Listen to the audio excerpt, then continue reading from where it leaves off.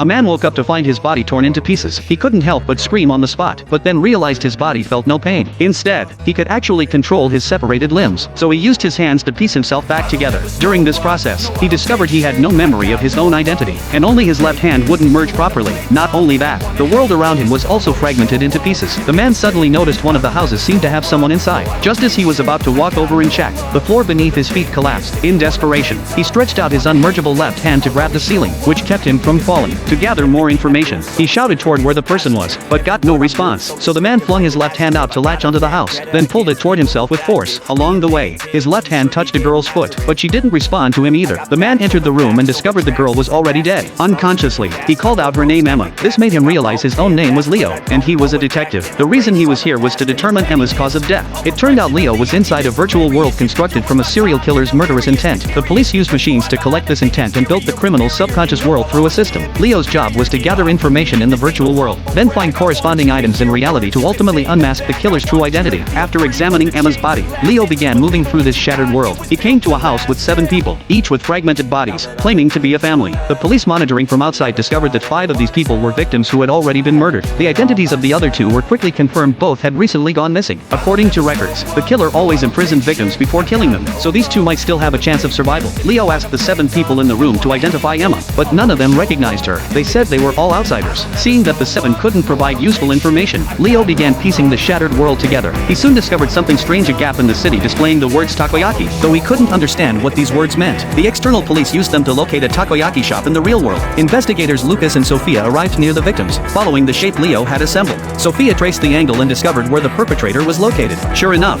the killer was watching them. They immediately reported this intelligence to the police. The detectives would arrive in 5 minutes, and their orders were to stay put. But Sophia believed that continuing to wait might put the victims in danger, so Lucas told her to stay behind while he went in first with his gun. Once there, Lucas heard sounds and moved toward the basement, where he found a victim lying on the ground. The detectives arrived on scene and discovered the person was still breathing, so Lucas had the medical personnel take him away. Meanwhile, Leo realized that in this shattered world, everything should be fragmented. The intact Emma was therefore illogical. He demanded the killer leave Emma's body. Sure enough, the killer had been hiding inside Emma's body all along.